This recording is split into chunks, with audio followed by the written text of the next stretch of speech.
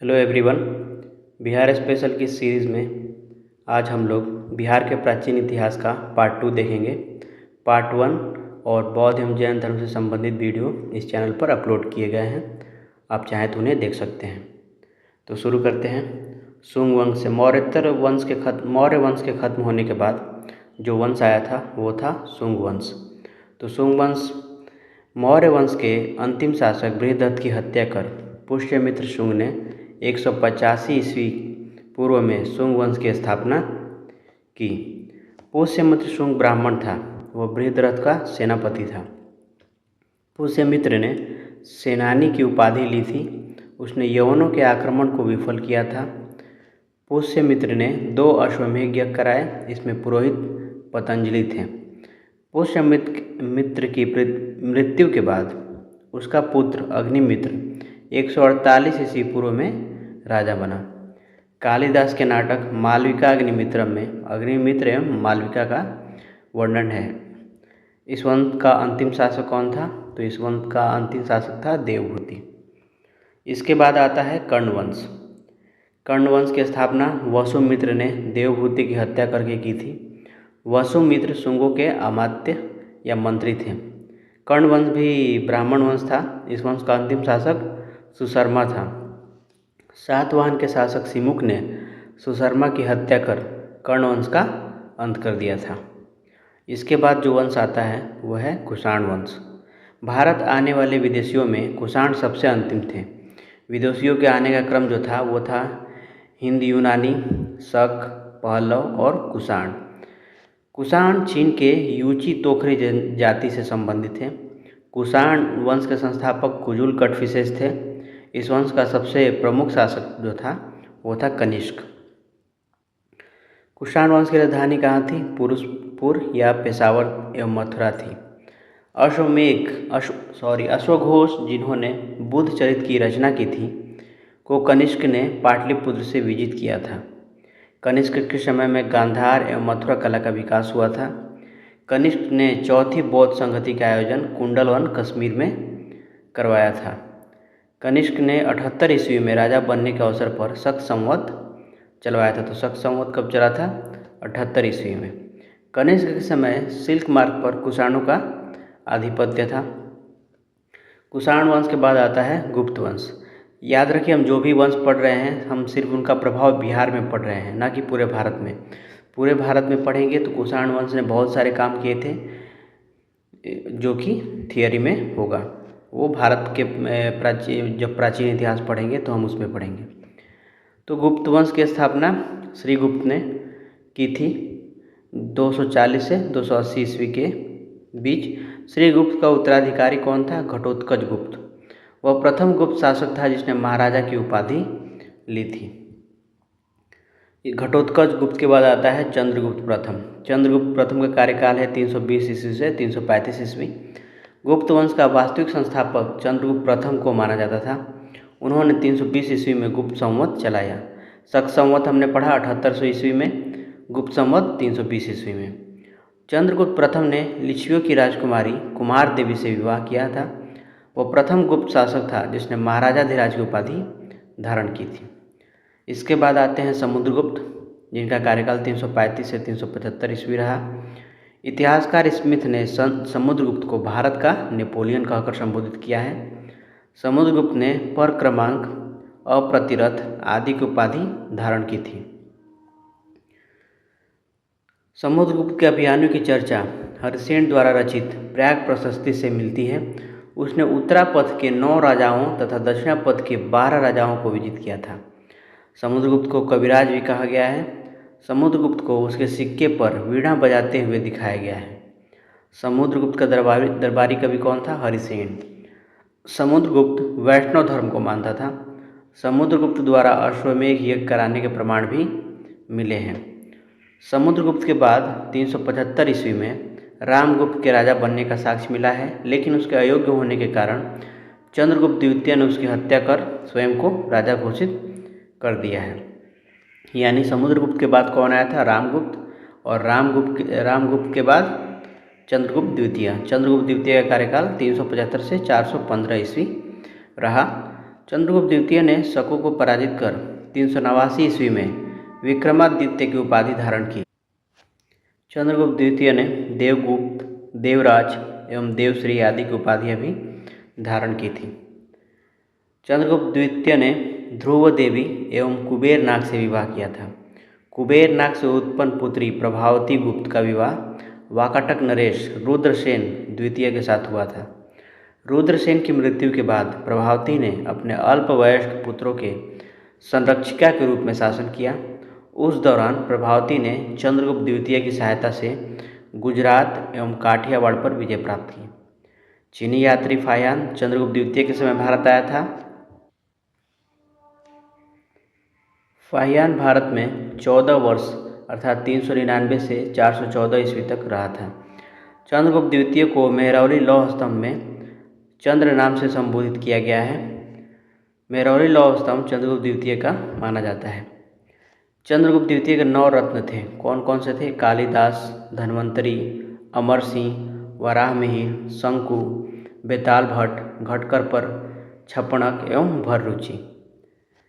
चंद्रगुप्त द्वितीय के बाद जो आता है शासक वह है कुमारगुप्त प्रथम। चंद्रगुप्त द्वितीय एवं ध्रुव देवी का पुत्र कुमारगुप्त प्रथम 415 ईस्वी में शासक बना। यहाँ पे आप देख सकते हैं कि चंद्रगुप्त द्वितीय ने ध्रुव देवी एवं कुबेर नाग से विवाह किया था। कुबेर नाग से जो पुत्री उत्पन्न हुई थी वो प्रभावती गुप्त थी और ध्रुव देवी से जो पुत्र उत्पन्न हुआ था वो था कुमारगुप्त। नालंदा विश्वविद्यालय की स्थापना कुमारगुप्त के समय में हुई थी। गुप्त काल में नालंदा विश्वविद्यालय शिक्षा का प्रमुख केंद्र था। बाद में यह बौद्ध धर्म के शिक्षा का सबसे प्रमुख केंद्र बना। उसके बाद आता है स्कंदगुप्त 455 से 467 ईस्वी। मध्य एशिया के बर्बर जाति हूण का आक्रमण स्कंदगुप्त के समय हुआ। स्कंदगुप्त ने हूणों को पराजित कर भारत से बाहर खदेड़ दिया। इसका वर्णन जूनागढ़ अभिलेख में मिलता है, जिस अभिलेख में हूणों को मलेच्छ कहा गया है। स्कंदगुप्त ने चंद्रगुप्त मौर्य द्वारा निर्मित सुदर्शन झील का पुनरुद्धार करवाया था। स्कंदगुप्त ने शक्रादित्य की उपाधि धारण की थी। गुप्त वंश का अंतिम शासक विष्णुगुप्त था। गुप्त वंश के साथ मगध वंश का अंत हो गया। इतिहासकार वी.ए. स्मिथ ने सांस्कृतिक उपलब्धियों के कारण गुप्त काल को स्वर्ण युग की संज्ञा दी है। किसने दी है? इतिहासकार वी.ए. स्मिथ ने। उसके बाद आता है पाल वंश। पाल वंश की स्थापना गोपाल ने 750 ईस्वी में की थी। गोपाल ने उदंतपुरी विश्वविद्यालय की स्थापना की थी। कुमारगुप्त ने आपने पढ़ा विक्रमशिला, इसके लिए एक कोड है ओगो नाकू विधर। ओ का मतलब है उदंतपुरी विश्वविद्यालय की स्थापना गोपाल ने की थी। नागू का मतलब है नालंदा विश्वविद्यालय की स्थापना कुमारगुप्त ने की थी, नालंदा कुमारगुप्त। और विक्रमशिला विश्वविद्यालय की स्थापना धर्मपाल ने की थी। यहाँ गोपाल ने ओगो कोड इसके लिए होगा। गोपाल ने उदंतपुर विश्वविद्यालय की स्थापना बिहार शरीफ में की। इस वंश का सबसे प्रमुख शासक धर्मपाल था। धर्मपाल ने विक्रमशिला विश्वविद्यालय की स्थापना की थी जो कि भागलपुर में स्थित है। सोमपुर महाविहार वर्तमान में जो बांग्लादेश में है का निर्माण भी धर्मपाल ने करवाया था। धर्मपाल ने त्रिपक्षीय संघर्ष में प्रतिहारों एवं राष्ट्रकूटों से संघर्ष किया था। धर्मपाल प्रतिहार शासक वत्सराज से पराजित हो गया था। बाद में धर्मपाल ने राष्ट्रकूट शासक ध्रुव और प्रतिहार शासक वत्सराज को पराजित किया। उसने कुछ समय के लिए कन्नौज पर अधिकार भी किया। धर्मपाल ने उत्तरापथ स्वामी की उपाधि धारण की थी। धर्मपाल के बाद उसका पुत्र जो आया था वो था देवपाल, जो कि 810 ईस्वी में शासक बना। देवपाल ने मुंगेर को अपनी राजधानी बनाया। देवपाल ने जावा, जो कि इंडोनेशिया में है, कि शैलेंद्र वंशी शासक बालपुत्र देव को नालंदा में विहार बनवाने के लिए 5 गांव दान में दिए थे। देवपाल के बाद जो शासक आए थे वो थे विग्रहपाल, महिपाल, रामपाल और इसके आगे के लोगों ने। पालीन काल कांसे की मूर्तियाँ अपनी कलात्मक कला के लिए काफ़ी प्रसिद्ध थी। धीमन एवं विटपाल इस कला के प्रवर्तक माने जाते हैं। अब देख लेते हैं प्राचीन बिहार इतिहास के विभिन्न वंश, शासक एवं उसकी राजधानी। तो वृहद्रथ वंश जो था उस समय जो राजधानी थी वो थी गिरिब्रिज या राजगिरी। यह मगध की प्रथम राजधानी थी। उसके बाद आया बिम्बिसार। बिम्बिसार के समय भी राजधानी गिरिव्रज और राजगिरी थी। उसके बाद उदयन आया। उदयन ने राजगिरी से स्थानांतरित कर राजधानी पाटलिपुत्र में स्थापित किया। उसके बाद आया शिशुनाग। शिशुनाग ने वैशाली में राजधानी अपनी स्थापित की। कालाशोक ने पुनः पाटलिपुत्र में अपनी राजधानी स्थापित की। नंद वंश के समय जो राजधानी थी वो थी पाटलिपुत्र। मौर्य वंश के समय भी राजधानी पाटलिपुत्र ही थी। कुषाण वंश के समय राजधानी जो थी वो पुरुषपुर एवं मथुरा थी, अभी अभी हमने पढ़ा। और गुप्त वंश के समय भी पाटलिपुत्र थी। और पाल वंश के समय अभी हमने पढ़ा मुंगेर कर दी गई। प्राचीन बिहार इतिहास के प्रमुख साहित्य कौन कौन से उसे देख लेते हैं। तो अर्थशास्त्र के लेखक कौन है? कौटिल्य। यह किससे संबंधित है? यह राज्य प्रबंधन के लिए प्रसिद्ध है। इसमें राजनीति के बारे में है। बुद्ध चरित किसने लिखा? अश्वघोष ने। यह बौद्ध धर्म का महाकाव्य कहा जाता है। प्रज्ञा पारमिता ये नागार्जुन ने लिखी है। इसमें शून्यवाद का सिद्धांत दिया गया है। सी यू की ये हेन्सवांग ने लिखी है। भारत का यात्रा विवरण इसमें लिखा गया है। इंडिका को मेगास्थनीज ने लिखा है, जो सेल्यूकस निकेटर के समय राजदूत था। मौर्य साम्राज्य का इसमें विवरण दिया गया है। मिलिंद पन्हो नागसेन ने लिखा है। यह बैक्ट्रियन शासक मिनांडर एवं नागसेन के वार्तालाप का संग्रहण है। मिलिंद पन्हो का मतलब होता है मिलिंद के प्रश्न, यानी कि मिनांडर के प्रश्न। ललित विस्तार इसके लेखक अज्ञात हैं। इसमें जो इसकी जो विशेषता है वह है बुद्ध की लीलाओं का वर्णन किया गया है इसमें।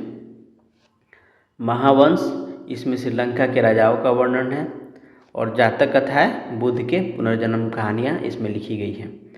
तो हमारे यहाँ पे थियोरी पार्ट खत्म होता है। अब जो हमने थियोरी पढ़ी है उसके बेस पे हम कुछ क्वेश्चन करेंगे जो कि प्रीवियस ईयर बिहार के एग्जाम्स में आए हैं। तो पहला क्वेश्चन है, ताम्रपत्र लेख दर्शाते हैं कि प्राचीन काल में बिहार के राजाओं का संपर्क था। बिहार के राजाओं का संपर्क किससे था? तो ये संपर्क था जावा और सुमात्रा से। जैसा हमने अभी पढ़ा, शैलेंद्र वंशी शासक इंडोनेशिया के, उन्होंने बिहार बनाने के लिए गांव दान में लिए थे। स्वर्ण भूमि का वह राजा कौन था जिसने नालंदा में एक बौद्ध विहार की स्थापना की तथा उसके रख रखाव हेतु अपने दूत द्वारा देवपाल से 5 गांव दान देने के लिए प्रार्थना किया था? तो इसका आंसर होगा बालपुत्र देव ने। किस अभिलेख में रुद्रदामन प्रथम की विभिन्न उपलब्धियां वर्णित हैं? तो यह रुद्रदामन का जूनागढ़ अभिलेख में वर्णित है। दूसरी शताब्दी के आसपास रचित संस्कृत के शिलालेख के अनुसार सुदर्शन झील एक कृत्रिम जलाशय की मरम्मत किसने की थी? तो ये रुद्रदामन में। इनमें से किसने सर्वप्रथम व्यापक पैमाने पर स्वर्ण मुद्रा का प्रचलन किया था? तो इसका आंसर होगा विम कटफिसेस ने। कुषाण वंश का संस्थापक कुजुल कटफिसेस के बाद जो आता है शासक, उसका नाम है विम कटफिसेस। इसी ने सबसे ज़्यादा स्वर्ण मुद्राएं चलाई थी। शुंग वंश के बाद किस वंश ने भारत पर राज किया था? तो इसका आंसर होगा कर्ण वंश। किस गुप्त शासक ने अपने बड़े भाई की हत्या कर सत्ता प्राप्त की थी? तो इसका आंसर होगा चंद्रगुप्त द्वितीय ने। चंद्रगुप्त द्वितीय ने किसका? रामगुप्त का। प्राचीन भारत का नेपोलियन किसे कहा जाता है? समुद्रगुप्त को। गुप्त सम्राट जिसने हुनों को पराजित किया था वो था स्कंदगुप्त। नालंदा विश्वविद्यालय के संस्थापक कौन थे? धर्मपाल। अभी मैंने बताया ओगो नाकू विधर्म नालंदा विश्वविद्यालय का जो संस्थापक था ये कुमारगुप्त था। कुमारगुप्त, ये कोड आप देख सकते हैं। मैं फिर से लिख देता हूँ, ओगो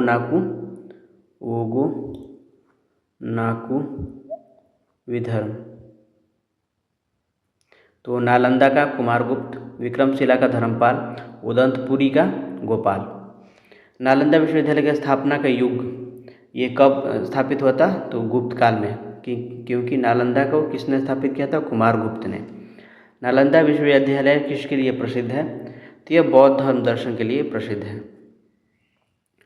नालंदा महाविहार किसके लिए प्रसिद्ध है? तो ये पाली अनुसंधान संस्थान के लिए प्रसिद्ध है। नालंदा विश्वविद्यालय के विनाश का कारण कौन थे? तो मुसलमान थे, जो कि बख्तियार खिलजी था। मध्यकालीन बिहार के इतिहास में हम पढ़ेंगे कि बख्तियार खिलजी के बारे में। नीचे 2 वक्तव्य दिए गए हैं, जिनमें से एक कथन है, दूसरा कारण है। दोनों को ध्यानपूर्वक पढ़ें। कथन है कि 12वीं शताब्दी के अंत तक नालंदा महाविहार का अंत हो गया था, तो ये सही है। महाविहार को राजकीय प्रश्रय मिलना बंद हो गया था, ये भी सही है। तो इसका आंसर क्या होगा? लेकिन महाविहार को राजकीय प्रश्रय मिलने की वजह से नालंदा महाविहार बंद नहीं हुआ था, ये इसका कारण सही व्याख्या नहीं करता है, तो आंसर होगा बी। नेक्स्ट क्वेश्चन, फाहियान एक चीनी तीर्थ यात्री था जो हर्ष के शासनकाल के दौरान आया था। गलत है। फाहियान चंद्रगुप्त द्वितीय के शासनकाल में आया था। वेनसांग एक चीनी बौद्ध भिक्षु थे जिन्होंने चंद्रगुप्त द्वितीय के शासनकाल के दौरान भारत का दौरा किया था, ये भी गलत है। ये हर्षवर्धन के दौरान भारत की यात्रा किया था। वेनसांग फाहियान ने फोको की लिखा था और हेनसांग ने सुको की।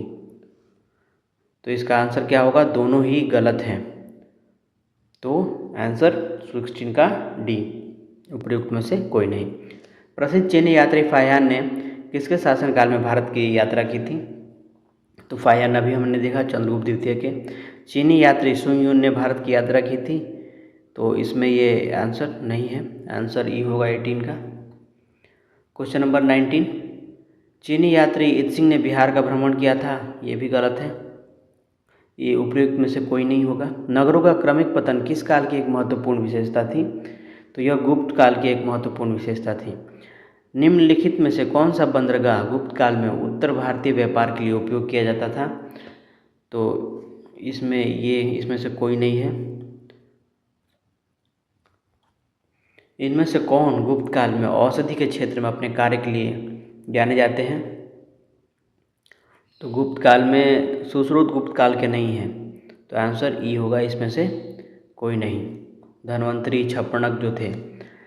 किस शासक वंश ने मंदिरों एवं ब्राह्मणों को सबसे अधिक ग्राम अनुदान में दिया था? तो इसका आंसर होगा गुप्त वंश, क्योंकि गुप्त वंश वैष्णव धर्म से संबंध रखते थे, इसलिए इन्होंने मंदिरों एवं ब्राह्मणों को सबसे अधिक गांव दान में दिया था। गुप्त युग में भूमि राजस्व की दर क्या थी? 1/4 थी, उपज का चौथा भाग। किस प्रकार की भूमि को अपृहत कहा जाता था? तो इसमें से आंसर क्या होगा? ई, 25 का आंसर ई होगा। गुप्त काल में शीशे के सिक्कों की सबसे बड़ी संख्या किसके द्वारा जारी की गई थी? सातवाहनों द्वारा जारी की गई थी। इनमें से किसने सर्वप्रथम व्यापक पैमाने पर स्वर्ण मुद्रा का प्रचलन किया था? हमने पीछे ही क्वेश्चन देखा था, विम कटफिशेस ने किया था, ये जो कि कुषाण वंश से था। प्रसिद्ध इलाहाबाद प्रशस्ति का लेखक कौन था? ये हरिसेन था। इसमें समुद्रगुप्त के बारे में लिखा गया है। कला की गांधार शैली निम्न समय में फली फूली, किसके समय में फली फूली थी? ये कुषाणों के समय में फली फूली थी। निम्नलिखित में से किस वंश के शासकों को पुराण में श्री पर्वतीय कहा गया है? तो इसका आंसर होगा इक्ष्वाकु वंश के शासकों को। वर्धन राजवंश की स्थापना किसने की थी? तो यह पुष्यभूति ने की थी, पुष्यभूति वंश। कवि बाण कहाँ का निवासी था? तो कवि बाण ना ही पाटलिपुत्र का था, ना ही थानेश्वर, ना ही भोजपुर था। Answer D. हर्षवर्धन के शासनकाल में किस चीनी यात्री ने भारत की यात्रा की थी? वेनसांग ने की थी। Answer B. वेनसांग की भारत में यात्रा के समय सूती कपड़ों के उत्पादन के लिए सबसे प्रसिद्ध नगर कौन था? तो ये मथुरा था। चीनी यात्री वेनसांग ने किस विश्वविद्यालय में अध्ययन किया था? तो यह नालंदा विश्वविद्यालय में अध्ययन किया था। तो आज के लिए इतना ही। Thank you.